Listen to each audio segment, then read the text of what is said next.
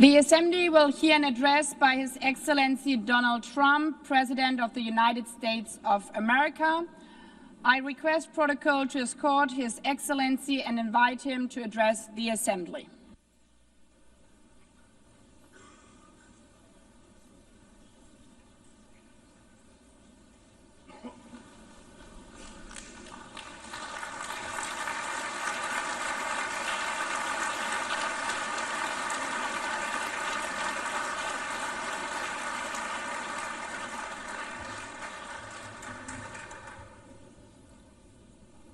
Thank you very much.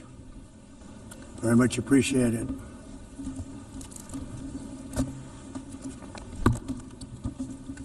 And I don't mind making this speech without a teleprompter, because the teleprompter is not working.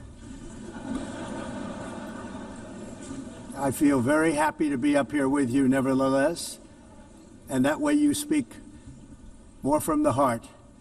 I can only say that whoever's operating this teleprompter is in big trouble.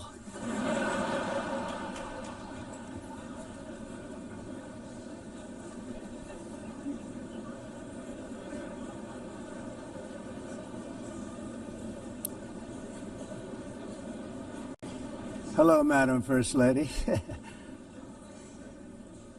Thank you very much for being here. And Madam President, Mr. Secretary General, First Lady of the United States, distinguished delegates, ambassadors, and world leaders. 6 years have passed since I last stood in this grand hall and addressed a world that was prosperous and at peace in my first term.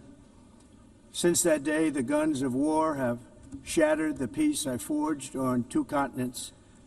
An era of calm and stability gave way to one of the great crises of our time.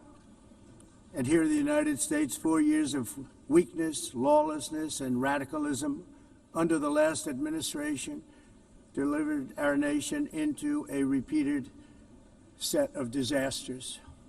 1 year ago, our country was in deep trouble, but today, just 8 months into my administration, we are the hottest country anywhere in the world, and there is no other country even close. America is blessed with the strongest economy, the strongest borders, the strongest military, the strongest friendships, and the strongest spirit of any nation on the face of the earth. This is indeed the golden age of America. We are rapidly reversing the economic calamity we inherited from the previous administration, including ruinous price increases and record-setting inflation like we've never had before.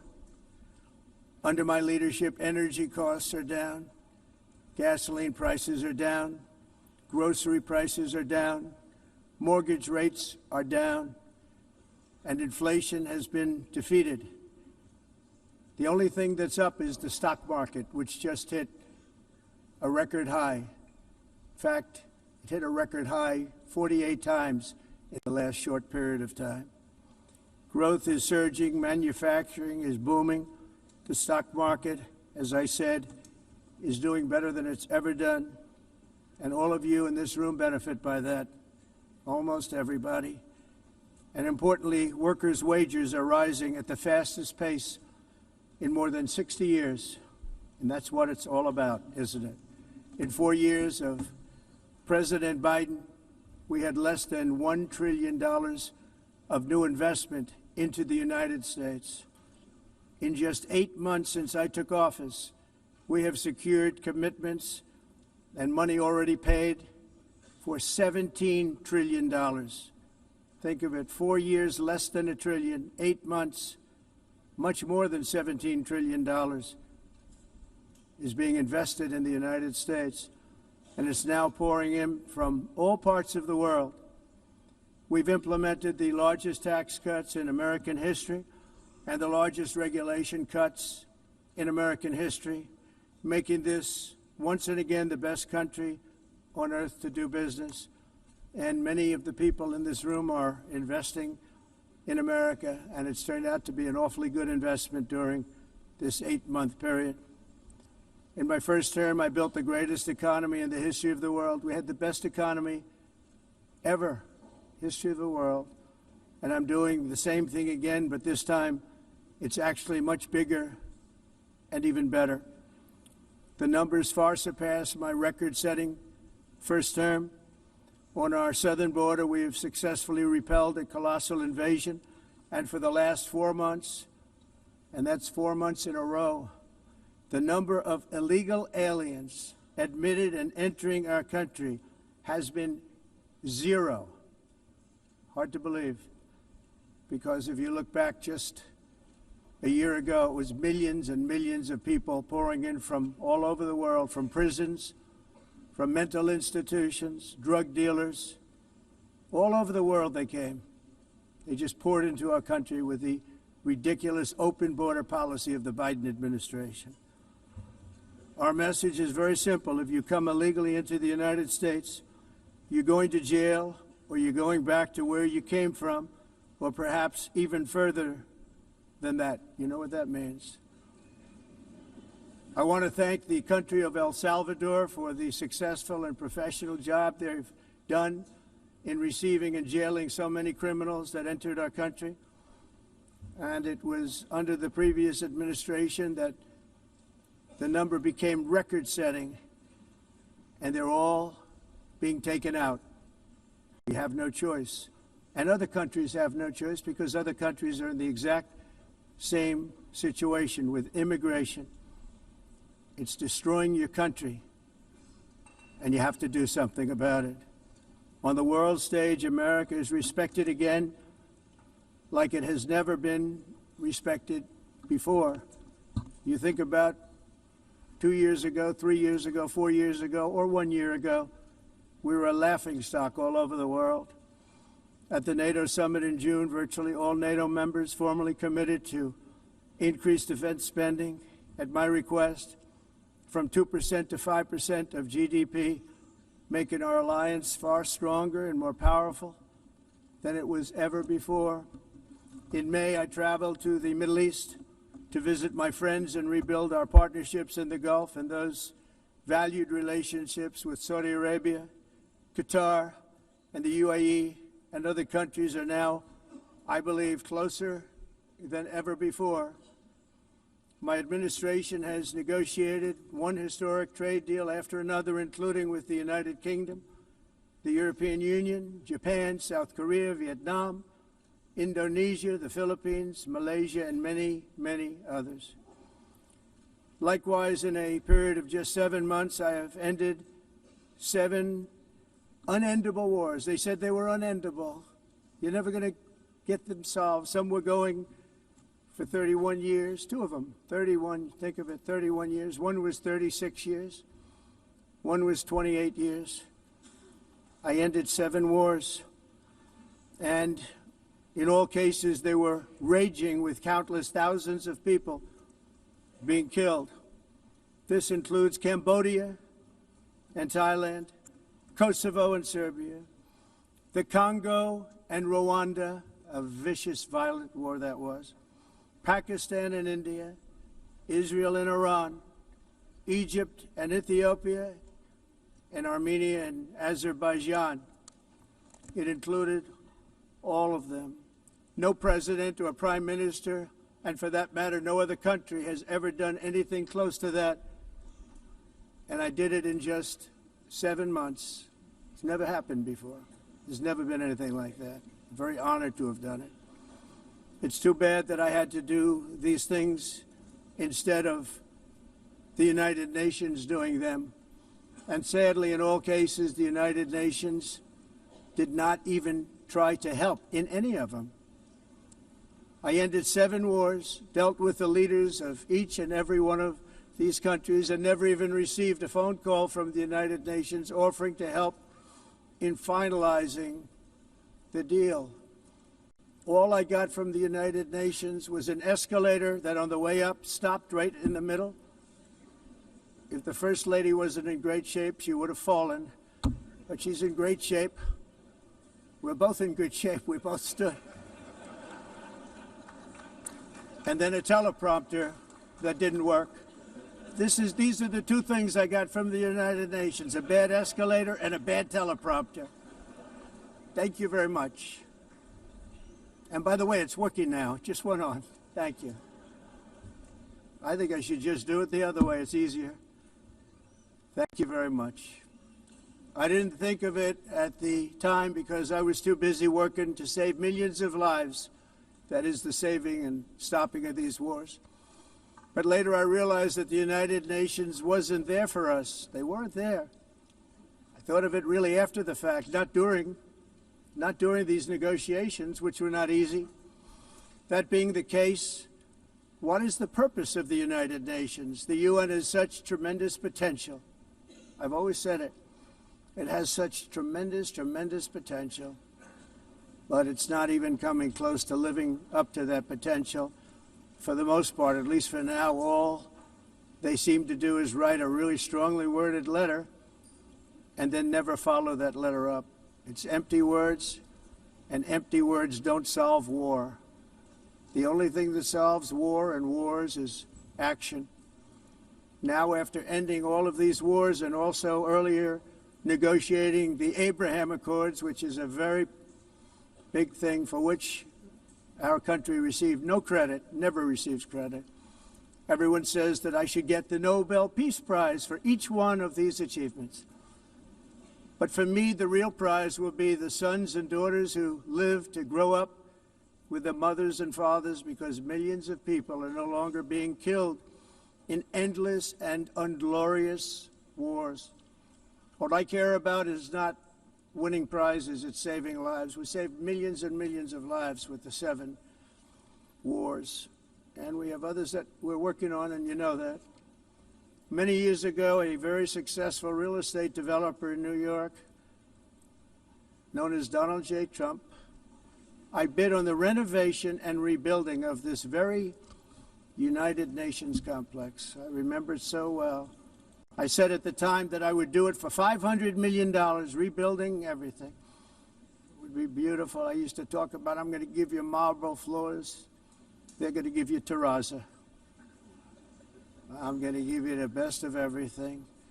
You're going to have mahogany walls. They're going to give you plastic. But they decided to go in another direction, which was much more expensive at the time, and which actually produced a far inferior product. And I realized that they did not know what they were doing when it came to construction, and that their building concepts were so wrong, and the product that they were proposing to build was so bad and so costly. It was going to cost them a fortune. And I said, and wait till you see the overruns.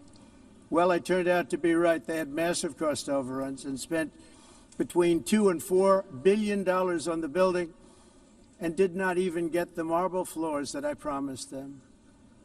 You walk on terrazzo. Do you notice that? As far as I'm concerned, frankly, looking at the building and getting stuck on the escalator, they still haven't finished the job. They still haven't finished. That was years ago. The project was so corrupt that Congress actually asked me to testify before them on the tremendous waste of money, because it turned out that they had no idea what it was, but they knew it was anywhere between $2 and $4 billion as opposed to $500 million with a guarantee. But they had no idea, and I said it cost much more than $5 billion.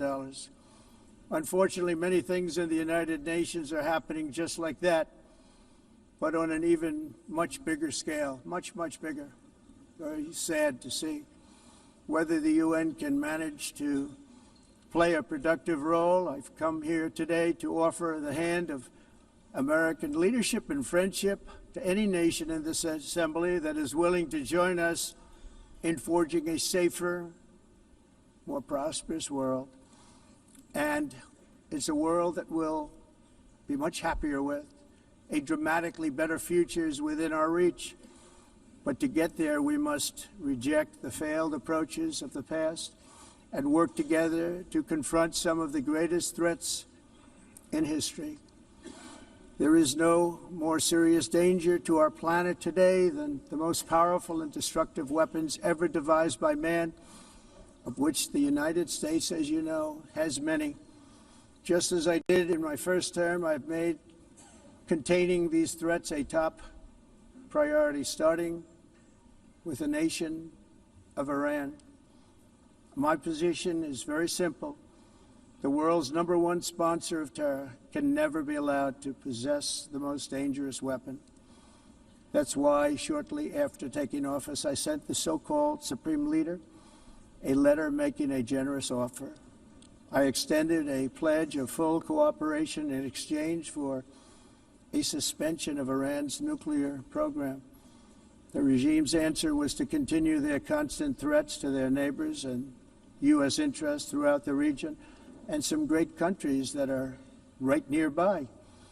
Today, many of Iran's former military commanders, in fact, I can say almost all of them, are no longer with us. They're dead. And 3 months ago, in Operation Midnight Hammer, 7 American B-2 bombers dropped the 14 30,000-pound each bombs on Iran's key nuclear facilities, totally obliterating everything. No other country on earth could have done what we did. No other country has the equipment to do what we did. We have the greatest weapons on earth. We hate to use them.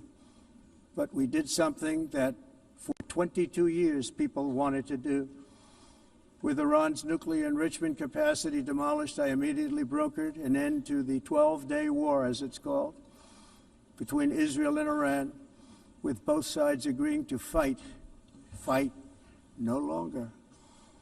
As everyone knows, I have also been deeply engaged in seeking a ceasefire in Gaza. Have to get that done. Have to get it done. Unfortunately, Hamas has repeatedly rejected reasonable offers to make peace. We can't forget October 7th, can we? Now, as if to encourage continued conflict, some of this body is seeking to unilaterally recognize a Palestinian state.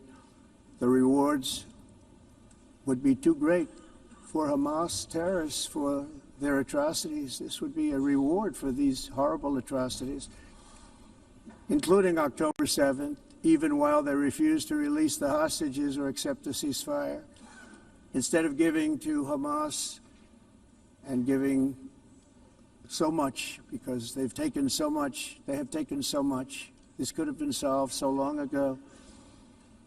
But instead of giving in to Hamas's ransom demands, those who want peace should be united with one message: release the hostages now.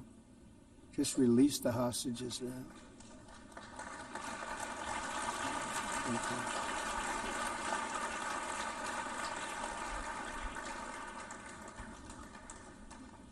Thank you.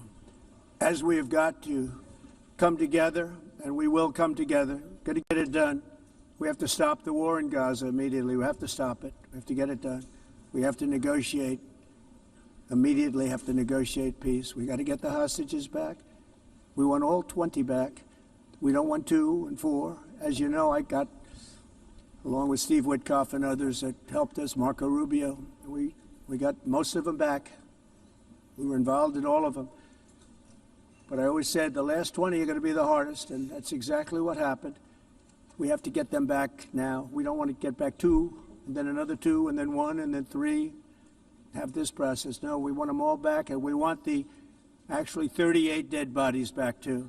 Those parents came to me, and they want them back, and they want them back very quickly and very badly, as though they were alive. They want them. They want them every bit as much as if their son or daughter were alive. I've also been working relentlessly, stopping the killing in Ukraine. I thought that would be, of the 7 wars that I stopped, I thought that would be the easiest because of my relationship with President Putin, which had always been a good one. I thought that was going to be the easiest one. But, you know, in war, you never know what's going to happen. There are always lots of surprises, both good and bad. Everyone thought Russia would win this war in 3 days, but it didn't work out that way. It was supposed to be just a quick little skirmish. It's not making Russia look good. It's making them look bad. No matter what happens from here on out, this was something that should have taken a matter of days, certainly less than a week.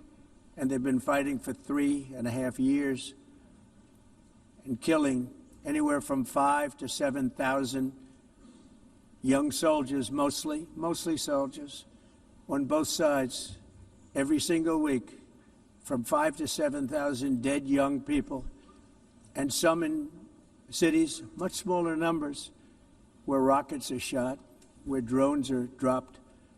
This war would never have started if I were president. This was a war that should have never happened. It shows you what leadership is, what bad leadership can do to a country.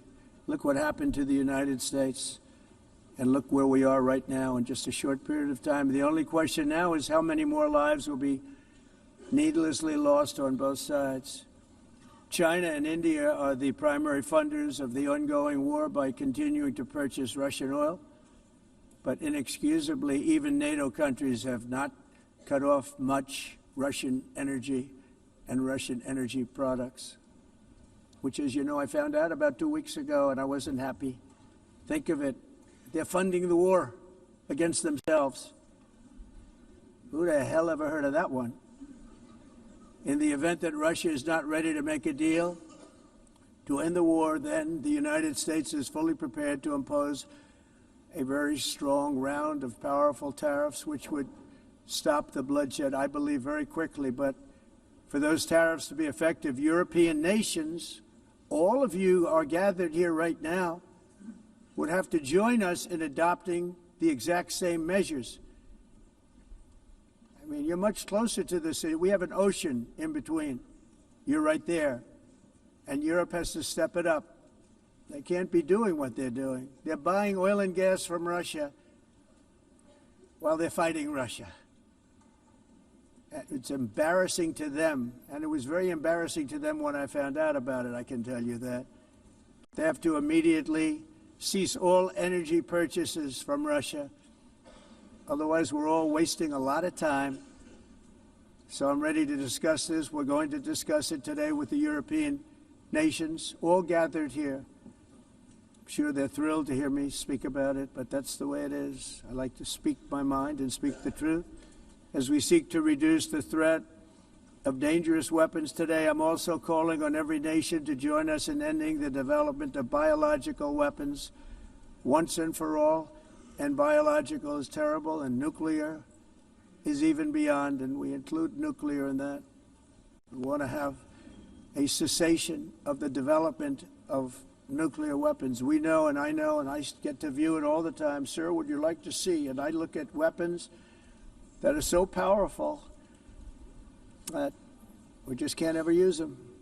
If we ever use them, the world literally might come to an end. There would be no United Nations to be talking about. There would be no nothing. Just a few years ago, reckless experiments overseas gave us a devastating global pandemic. Yet despite that worldwide catastrophe, many countries are continuing extremely risky research into bioweapons and man-made pathogens. This is unbelievably dangerous. To prevent potential disasters, I'm announcing today that my administration will lead an international effort to enforce biological weapons convention, which is going to be meeting with the top leaders of the world by pioneering an AI verification system that everyone can trust. Hopefully the UN can play a constructive role, and it will also be one of the early projects under AI. Let's see how good it is, because a lot of people are saying it could be one of the great things ever, but it also can be dangerous, but it can be put to tremendous use and tremendous good, and this would be an example of that. Not only is the UN not solving the problems it should, too often, it's actually creating new problems for us to solve. The best example is the #1 political issue of our time, the crisis of uncontrolled migration. It's uncontrolled. Your countries are being ruined. The United Nations is funding an assault on Western countries and their borders. In 2024, the UN budgeted $372 million in cash assistance to support an estimated 624,000 migrants journeying into the United States. Think of that. The UN is supporting people that are illegally coming into the United States, and then we have to get them out. The UN also provided food, shelter, transportation, and debit cards to illegal aliens. Can you believe that? On the way to infiltrate our southern border. Millions of people came through that southern border. Just a year ago, millions and millions of people were pouring in, 25 million altogether over the 4 years of the incompetent Biden administration. And now we have it stopped, totally stopped. In fact, they're not even coming anymore because they know they can't get through. But what took place is totally unacceptable. The UN is supposed to stop invasions, not create them and not finance them. In the United States, we reject the idea that mass numbers of people from foreign lands can be permitted to travel halfway around the world, trample our borders, violate our sovereignty, cause unmitigated crime, and deplete our social safety net. We have reasserted that America belongs to the American people, and I encourage all countries to take their own stand in defense of their citizens as well. You have to do that because I see it. I'm not mentioning names. I see it, and I can call every single one of them out. You're destroying your countries. They're being destroyed. Europe is in serious trouble. They've been invaded by a force of illegal aliens like nobody's ever seen before. Illegal aliens are pouring into Europe. Nobody is ever, and nobody's doing anything to change it, to get them out. It's not sustainable. And because they choose to be politically correct, they're doing just absolutely nothing about it. And I have to say, I look at London where you have a terrible mayor, terrible, terrible mayor. And it's been so changed, so changed. Now they want to go to Sharia law. But you're in a different country. You can't do that. Both the immigration and their suicidal energy ideas will be the death of Western Europe if something is not done immediately. This cannot be sustained. What makes the world so beautiful is that each country is unique.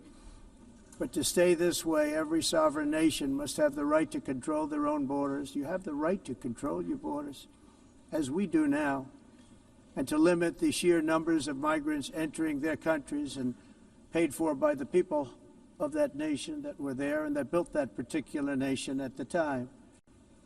They put their blood, sweat, tears, money into that country, and now they're being ruined.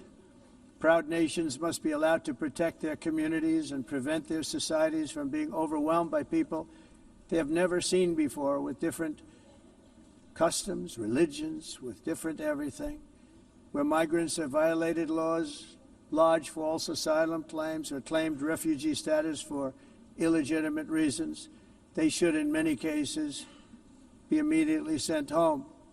And while we will always have a big heart for places and people that are struggling and truly compassionate, answers will be given. We have to solve the problem, and we have to solve it in their countries, not create new problems in our countries. And we are very helpful to a lot of countries that are just not able to send their people anymore. They used to send them to us in caravans of 25,000, 30,000 people each.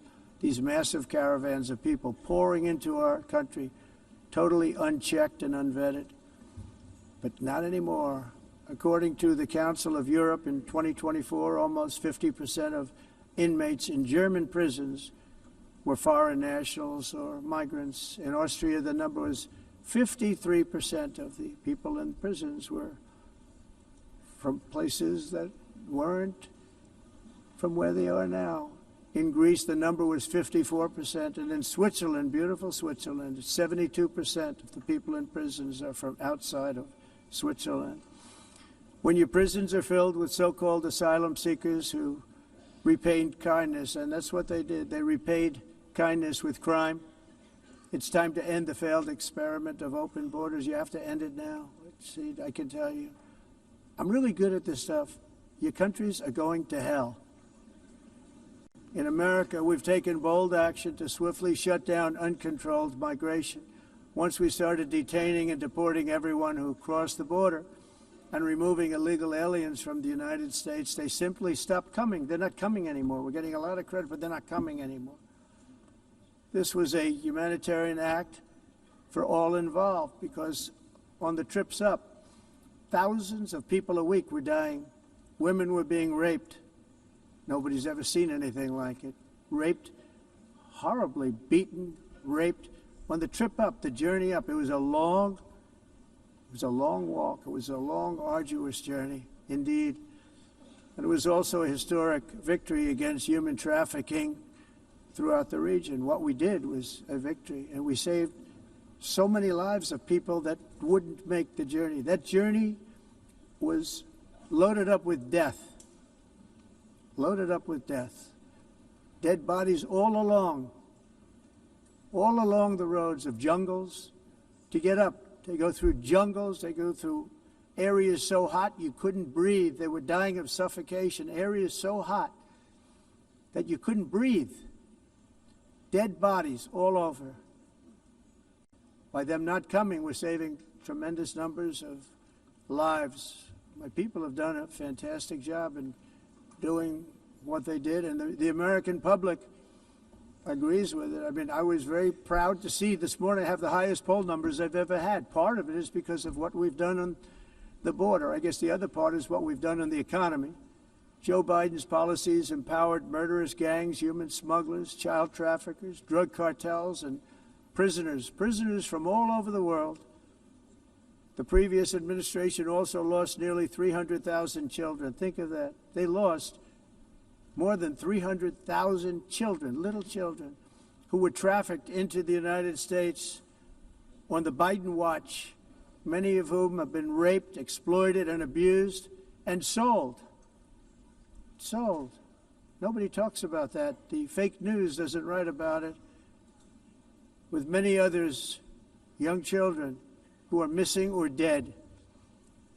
And we found a lot of these children, and we're sending them back, and we've been sending them back to their parents. They said, nobody knows who they are. They said, where do you come from? And they'll give us a country, and we'll find out, and we'll figure it out, and we'll bring them back to their homes.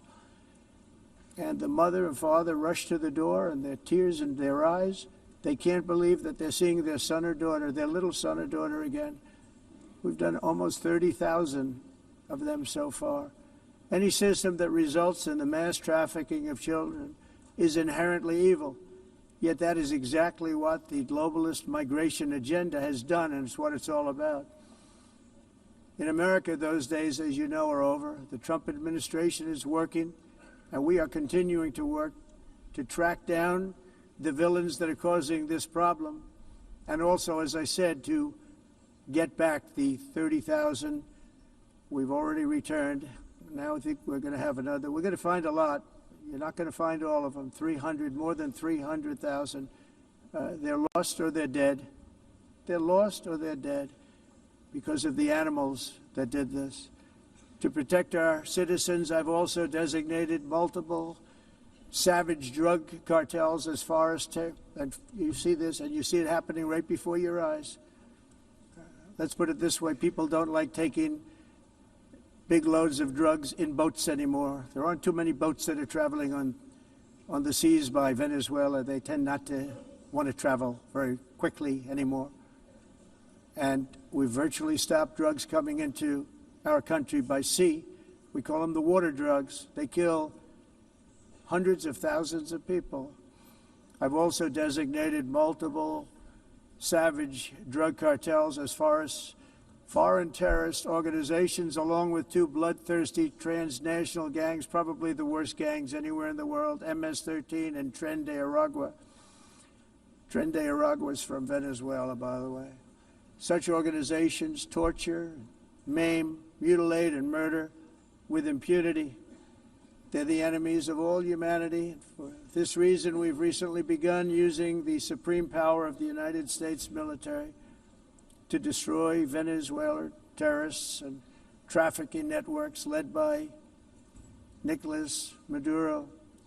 To every terrorist thug smuggling poisonous drugs into the United States of America, please be warned that we will blow you out of existence. That's what we're doing. We have no choice. Can't let it happen. They're destroying I believe we lost 300,000 people last year to drugs, 300,000. Fentanyl and other drugs. Each boat that we sink carries drugs that would kill more than 25,000 Americans. We will not let that happen. Energy is another area where the United States is now thriving like never before. We're getting rid of the falsely named renewables.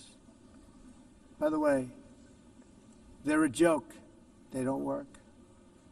They're too expensive. They're not strong enough to fire up the plants that you need to make your country great. The wind doesn't blow. Those big windmills are so pathetic and so bad, so expensive to operate. And they have to be rebuilt all the time, and they start to rust and rot.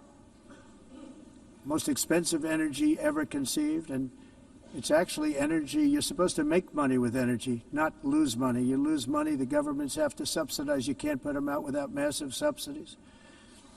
And most of them are built in China, and I give China a lot of credit. They build them, but they have very few wind farms. So why is it that they build them and they send them all over the world, but they barely use them? You know what they use? Coal. They use gas.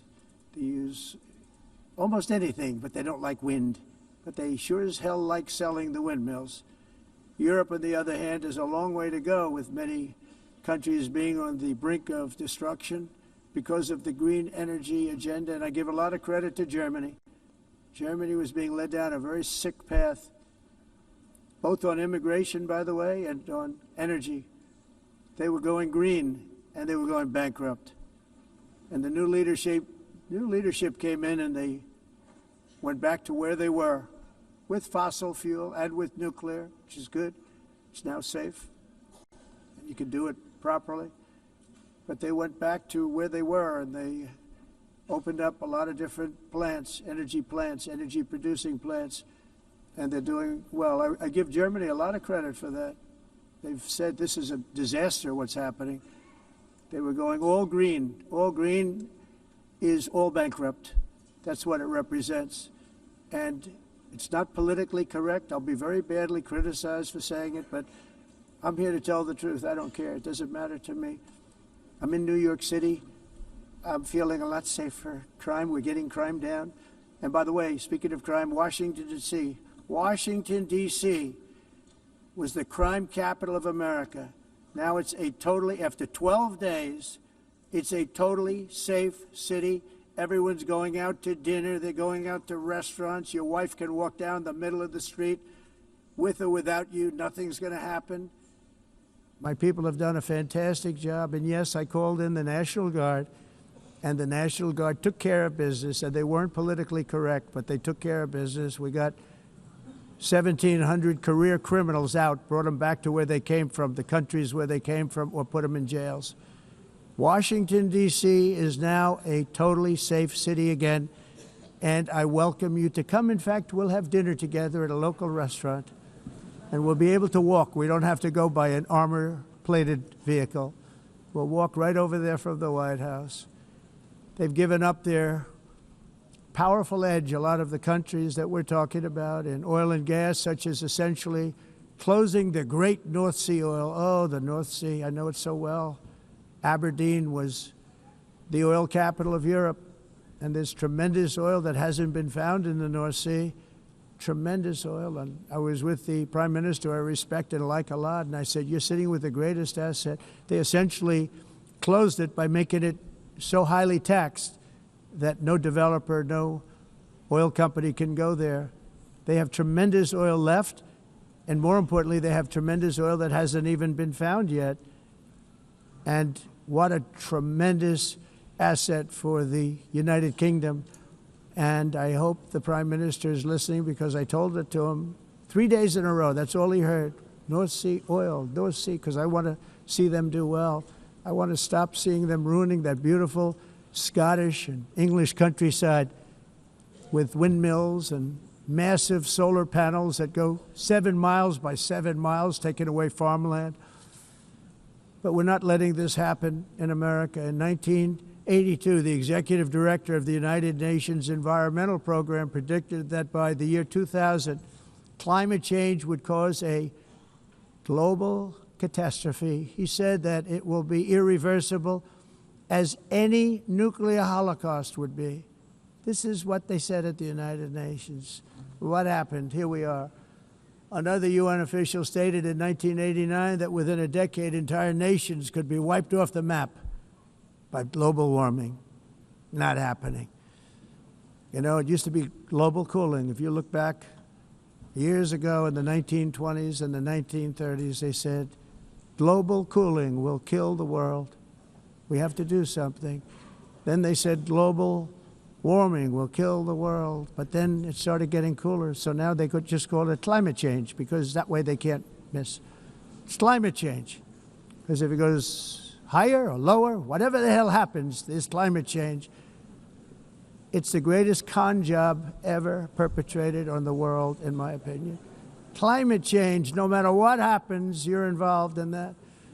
No more global warming, no more global cooling. All of these predictions made by the United Nations and many others, often for bad reasons, were wrong.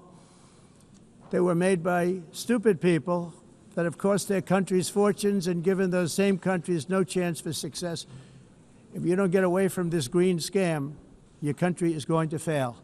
And I'm really good at predicting things, you know. They actually said during the campaign, they had a hat, the best-selling hat. Trump was right about everything. And I don't say that in a braggadocious way, but it's true. I've been right about everything.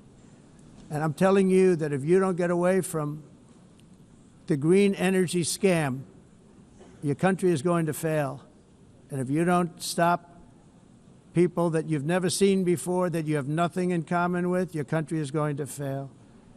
I'm the President of the United States, but I worry about Europe. I love Europe. I love the people of Europe. And I hate to see it being devastated by energy and immigration. This double-tailed monster destroys everything in its wake, and they cannot let that happen any longer. You're doing it because you want to be nice.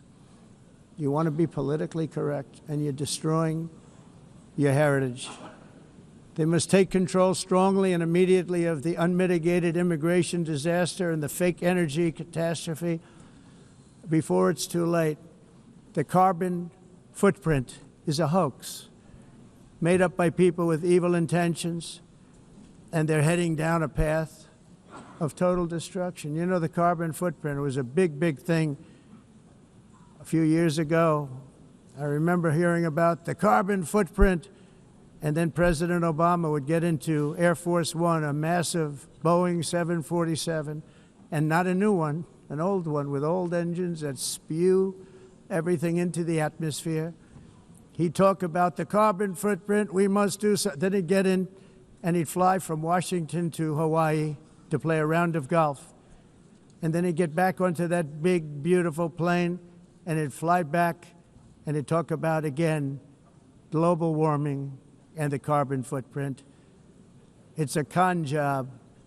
At extreme cost and expense, Europe reduced its own carbon footprint by 37%. Think of that.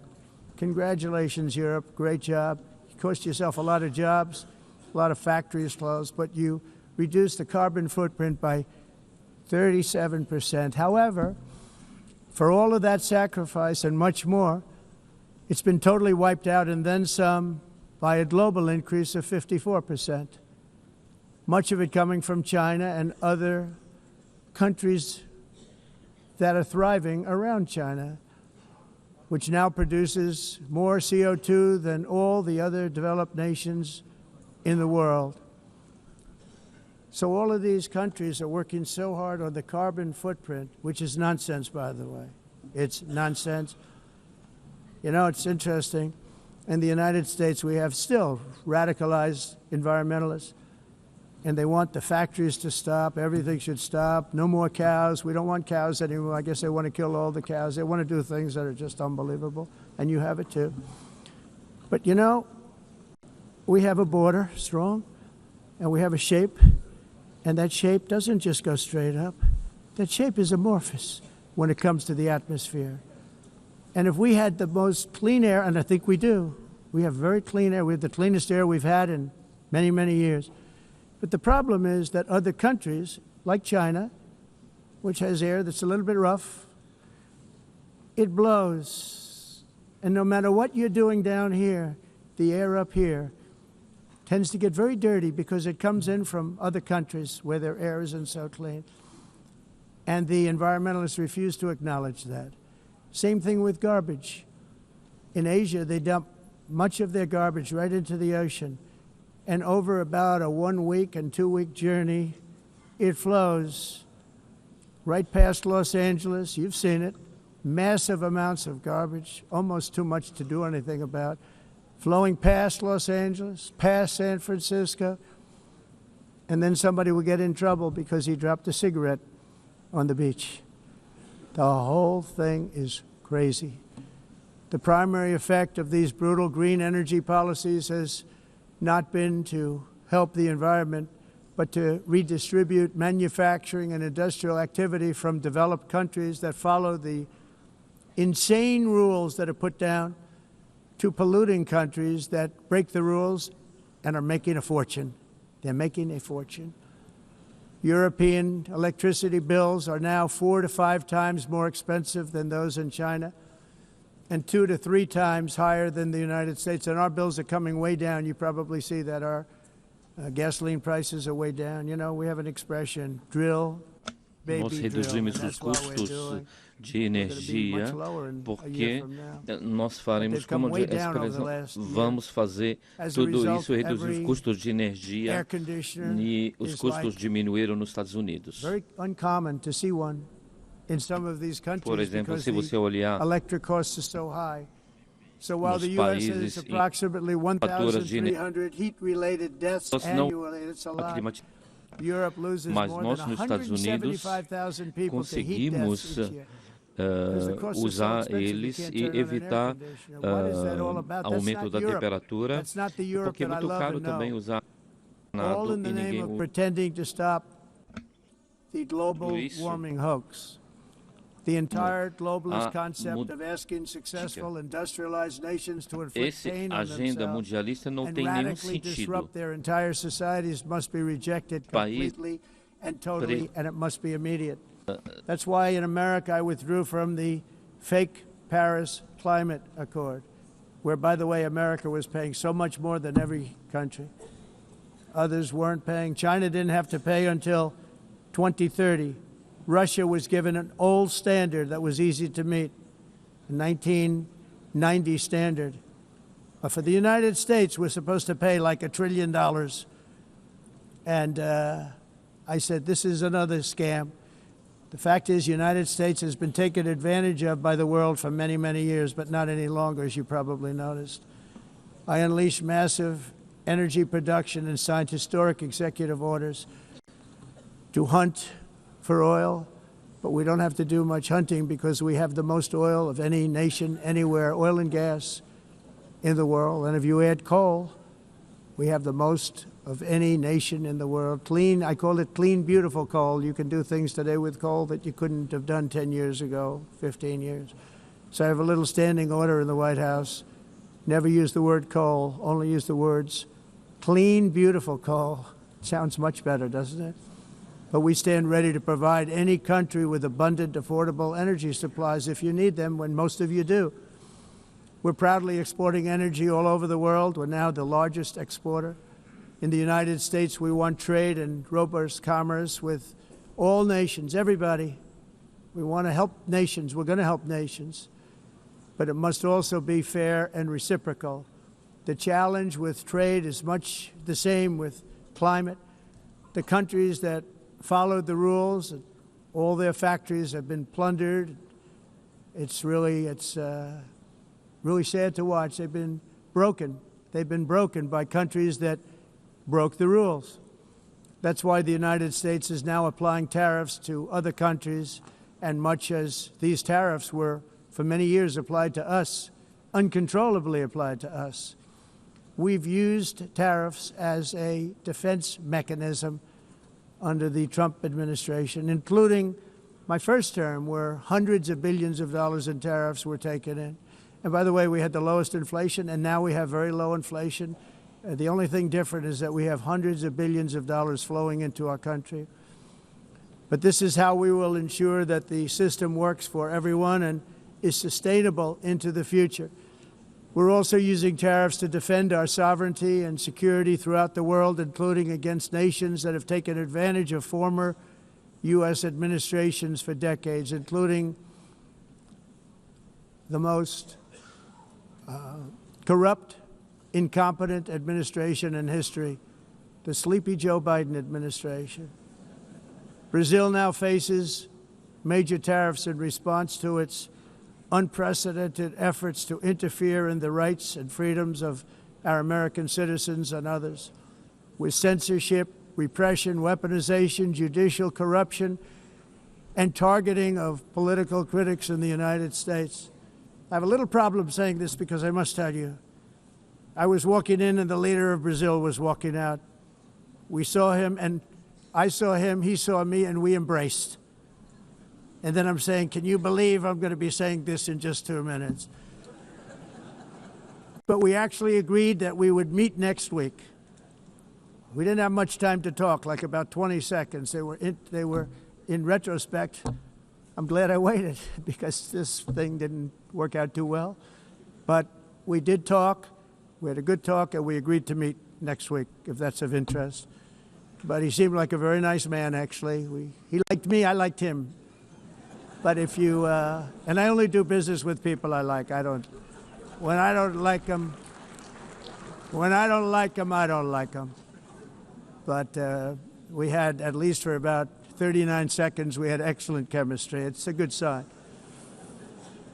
But also in the past, Brazil, can you believe this, unfairly tariffed our nation, but now because of our tariffs, we are hitting them back, and we're hitting them back very hard. As president, I will always defend our national sovereignty and the rights of American citizens. So I'm very sorry to say this, that Brazil is doing poorly and will continue to do poorly.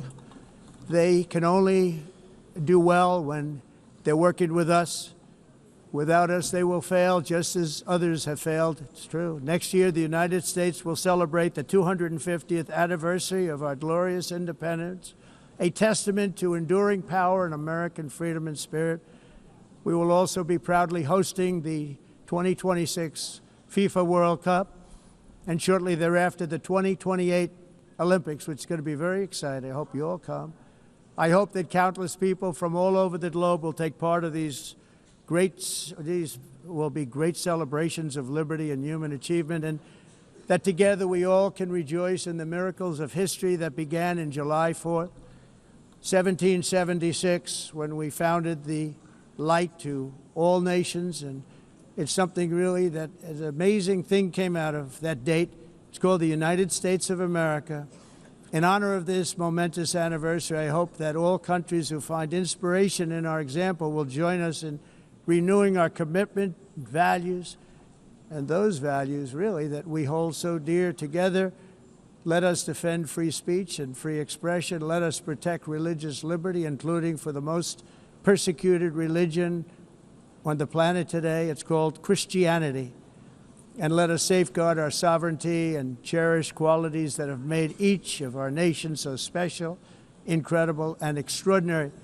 In closing, I just want to repeat that immigration and the high cost of so-called green renewable energy is destroying a large part of the free world and a large part of our planet. Countries that cherish freedom are fading fast because of their policies on these two subjects. You need strong borders and traditional energy sources if you are going to be great again.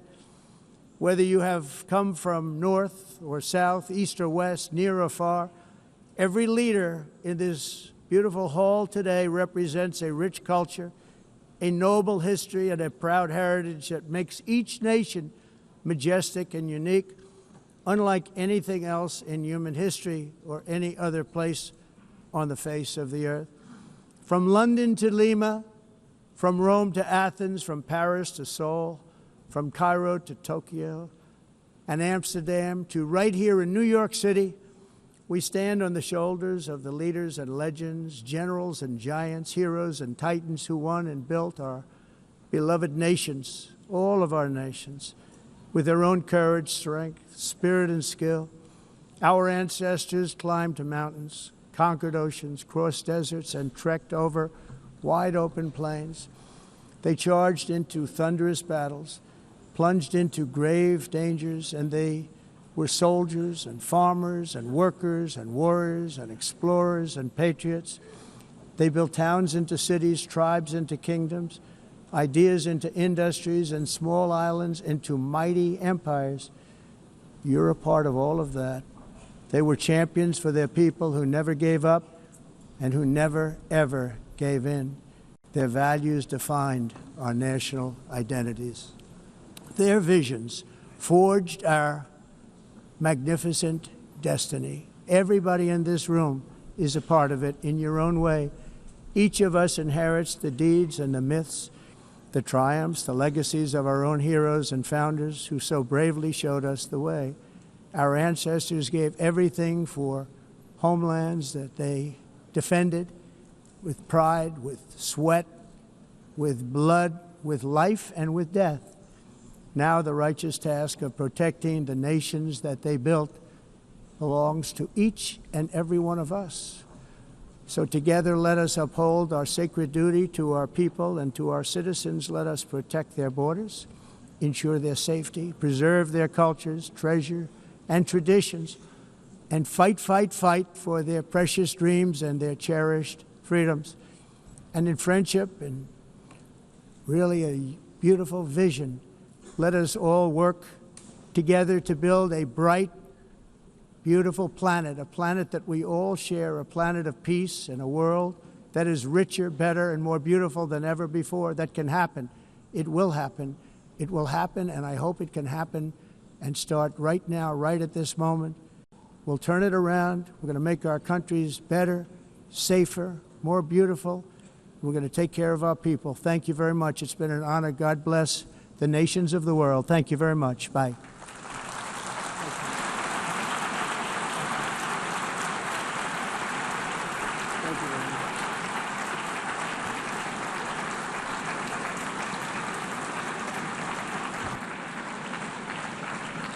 On behalf of the Assembly, I wish to thank the President of the United States,